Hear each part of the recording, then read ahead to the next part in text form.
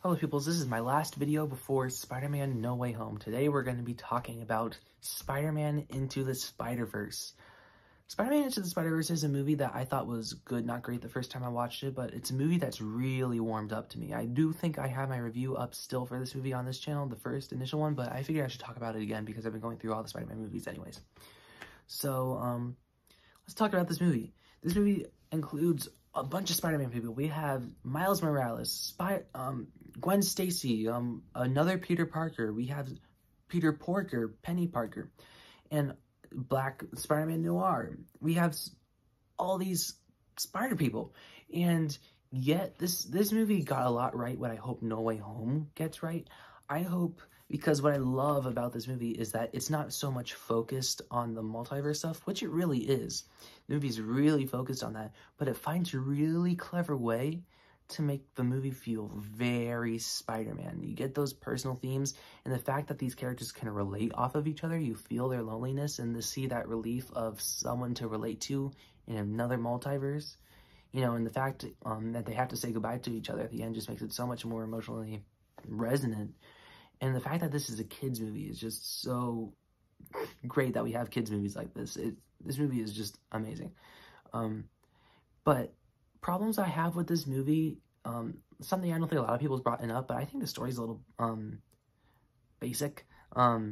And when not necessarily the multiverse, it's just the way that the storyline goes. Like, oh, we have to get this fixed at the lab, and then we get this fixed. We have to stick it into the thing, and then it fixes it, and then we all go. You know, it's just kind of getting some plot devices fixed is kind of the plot of the movie.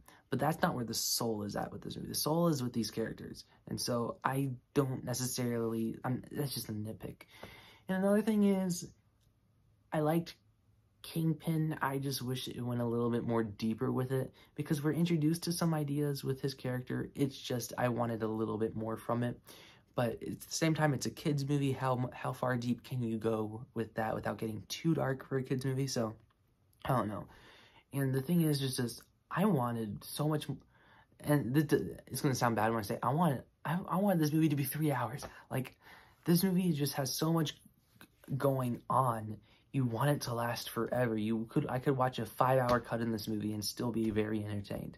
So that makes me so excited that Across the Spider-Verse is going to be 2 parts, so we could have a fleshed out story, but still have that kid's runtime and just have it 2 parts instead. So I love that idea.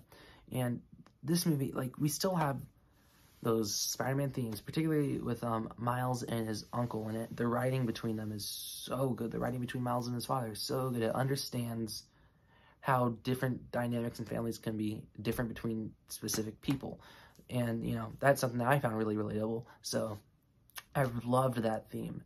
And the fact where they went with the uncle, it's not something I saw coming. It had that amazing Spider-Man twist that we kind of get each movie. And yeah, Peter Parker, you know, we have kind of 2 Peter Parkers, and to have a Peter Parker like this was very entertaining, but yet kind of, it was kind of cool to see Peter Parker a mess.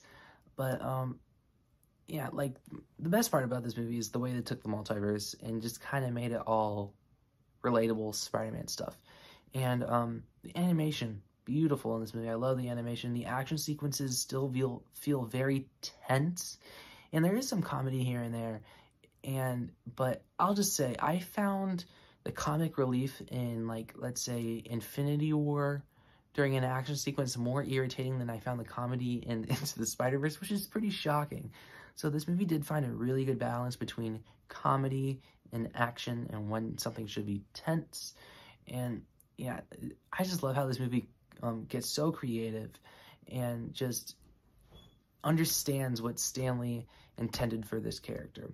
When you see Stanley in interviews for like the last couple years of his life, he kept on saying how Spider-Man, the message of Spider-Man is anyone could be Spider-Man. And he kept preaching that. And the fact that I've never seen Into the Spider-Verse, out of all the Spider-Man movies, perfectly captures what Stanley wants out of the character. This movie perfectly captures that message that Stanley wanted the world to know. While, like, I say Spider-Man 2 had, like, the best, most relatable Peter Parker Spider-Man story. SpiderVerse understood the message, understood what Stan Lee wanted people to know. So, and the fact that this is a kids movie, that kids are watching this now, and kids love this movie. Like my little nephew, he watches this all the time. So my heart feels safe knowing that this is the Spider movie that kids nowadays are watching. So yeah, I love this movie. Like I said, my big problem with it is that the storyline with, you know, like they got the flash drive, and the flash drive gets to go here and then has to go there. And I didn't think the female, what was her name, Liv Octavius, she didn't leave as much as impression as she could have as a villain in the storyline. But this is another nitpick. This movie is just so good. Not my favorite Spider-Man movie. Spider-Man movies I probably like more than this are the first two Raimi movies and maybe Homecoming.